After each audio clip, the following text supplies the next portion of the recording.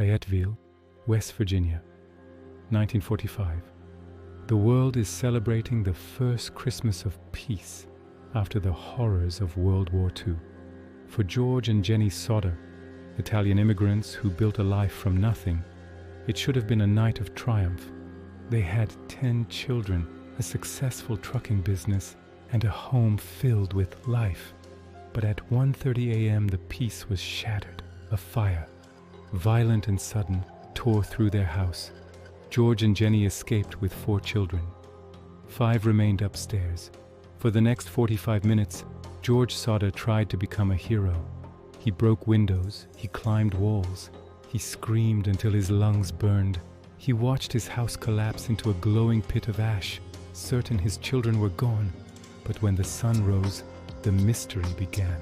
The basement was searched, the ashes were sifted. The result? Nothing. No skulls, no femurs, not a single fragment of a human tooth. On the Deep End Chronicles, we don't just tell stories, we reconstruct tragedies. Today, we go into the deep end of the most disturbing missing persons case in American history. 5 children, 1 fire, and a century of silence. To understand the fire, we must understand George Sodder. George was a man of strong opinions. He was an outspoken anti-Mussolini Italian in a community where some still held fascist sympathies. In the months leading up to the fire, the Sodder home was visited by what can only be described as shadows. We have documented reports of a man trying to sell life insurance who became enraged when George refused. His words were prophetic. Your house is going up in smoke, and your children are going to be destroyed for the dirty remarks you made about Mussolini. Then there was the man who claimed to be looking for work.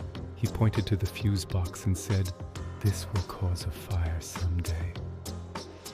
This was strange because George had just had the house rewired. The power company had declared it completely safe. Was this a warning?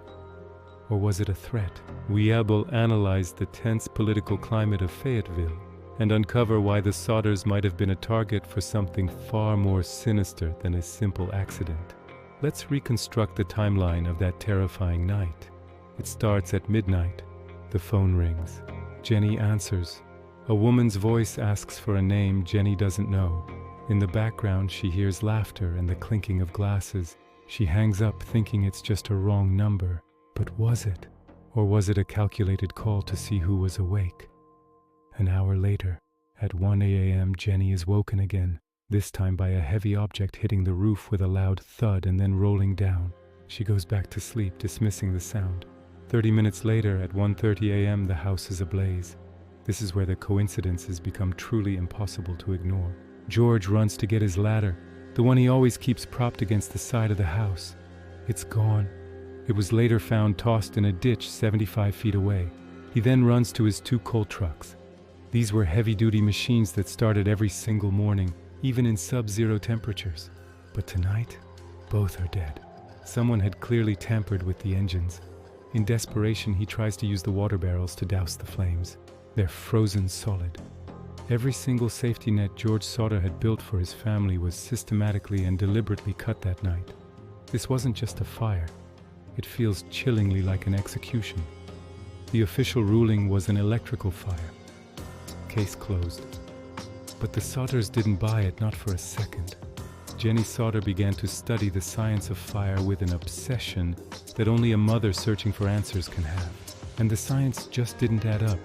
We consulted with modern fire investigators, and they agree. A standard house fire in 1945 did not burn hot enough or long enough to completely cremate a human body. Think about it. In a modern crematorium, it takes 2 hours at over 1,800 degrees Fahrenheit to break down a body, and even then, significant bone fragments always remain. The Sodder house burned for just 45 minutes before collapsing.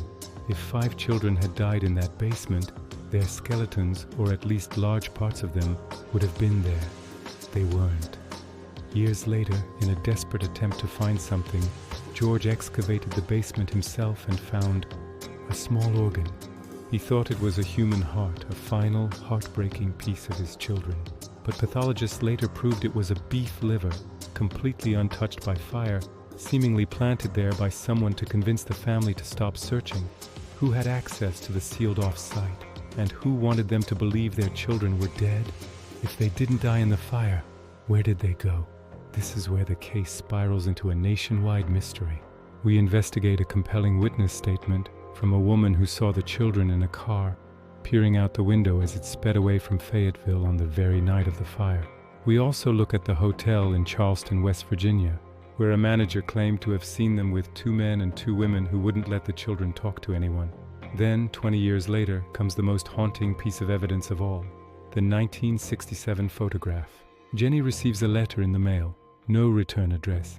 Inside is a photo of a young man who is the spitting image of her son, Louis, as he would have looked in his late 20s. The back is signed, Louis Sodder, I love brother Frankie, Elil boys. The Sodders hired a private detective to go to Kentucky, the postmark on the envelope, to find the man in the photo. The detective took their money, went to Kentucky, and then vanished. He never called back. He never returned.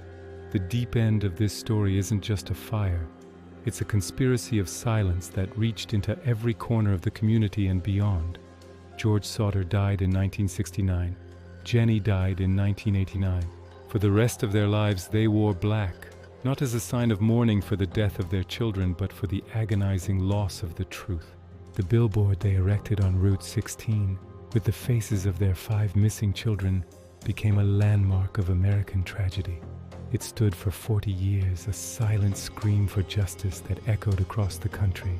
Today the lot is empty, but the questions remain, more chilling than ever. Were the children taken by the Mafia as retaliation? Were they sold into a dark world of illegal adoptions? Or were they casualties of a political war George Sodder didn't even know he was fighting? The fire didn't burn the Sodder children. It only hid them. If you have a theory, or if you've seen a face that matches the ones on that billboard, leave a comment below. Subscribe to the Deep End Chronicles. We will never stop digging. See you in the next investigation.